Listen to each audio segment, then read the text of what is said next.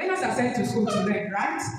Why didn't she say that children are made readers in the classroom? Why on the laps of their parents? Children made readers on the laps of their parents. I know we know that children are sent to school to learn how to read and to write. So why make readers on the laps of their parents? And for me in particular, because I intentionally picked this up, what I want us to narrow this down to is that if you want a child to read, not just reading, whatever you want to do with a child who is a learner assigned to you by God first, before the school assigned that topic to you. You see that in your classroom, send it to your kitchen. I feel that he or she is at home, belong to. See the child first as biological before you now start seeing the role of your role as a teacher. That's what I want us to pick from this. So first of all, it involves to decode, and then you comprehend, and finally you think through. Okay, reading. What's the meaning of reading? Let's look at the things that are what reading means. It means to recognize words, symbols, and then to understand them. Let's take note. Reading means recognizing words,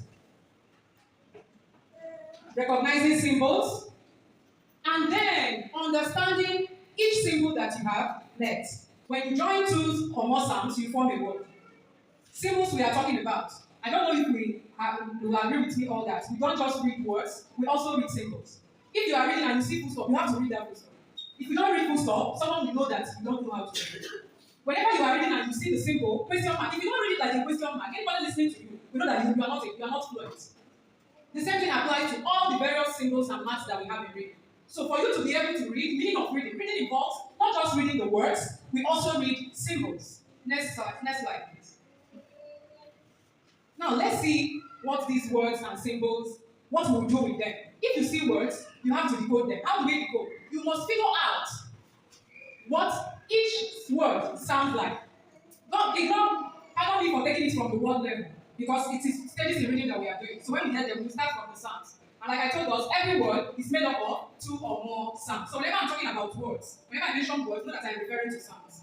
Okay? So every word that we come across, we must figure out the sounds that make up each word. If you are not able to figure out the various sounds that constitute a word, there is error. And this is what normally causes wrong pronunciation.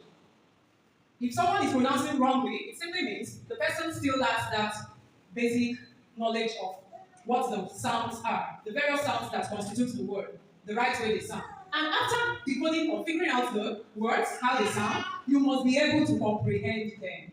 It is not doing that is it. When you finish reading, if I grill you on what you have read, will you be able to give me feedback? So this should be at the back of our mind when we are teaching children how to read. It is not just drilling them or taking them on the journey of just pronouncing words, reading symbols.